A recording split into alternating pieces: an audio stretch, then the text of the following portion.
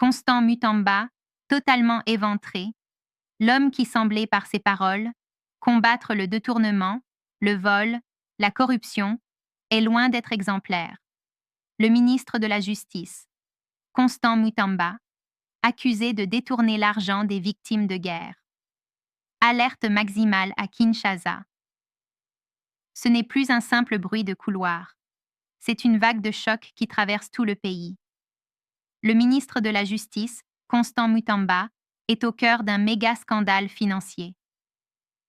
Ce lundi 9 juin, devant l'Assemblée nationale, le procureur général Firmin Mvondé a balancé une bombe judiciaire.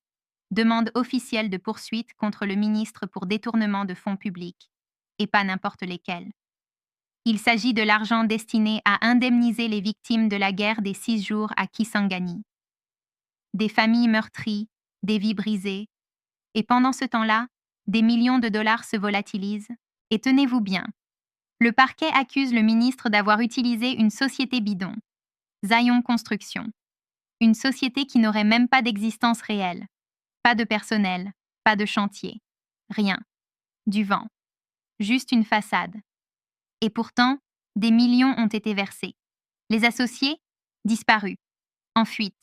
Portés disparus avec un avis de recherche et accusés de détournement de fonds publics destinés à l'indemnisation des victimes de la terrible guerre des 6 jours à Kisangani, le ministre pourrait bientôt faire face à la justice. Et pas n'importe quelle justice, celle de la Cour de cassation elle-même.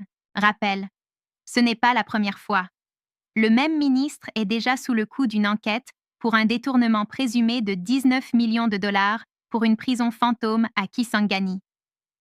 La justice ne compte plus les anomalies.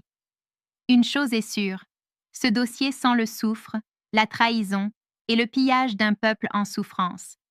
Et maintenant, toute la nation regarde. Mutamba tombera-t-il? Va-t-il entraîner d'autres têtes dans sa chute? Abonne-toi. Maintenant, active la cloche et prépare-toi.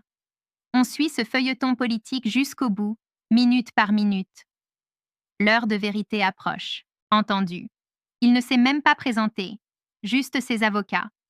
Prochain rendez-vous, jeudi 12 juin. Et s'il ne vient pas cette fois, mandat d'amener. Menottes. Escorté. Le feu est allumé sous le fauteuil du ministre.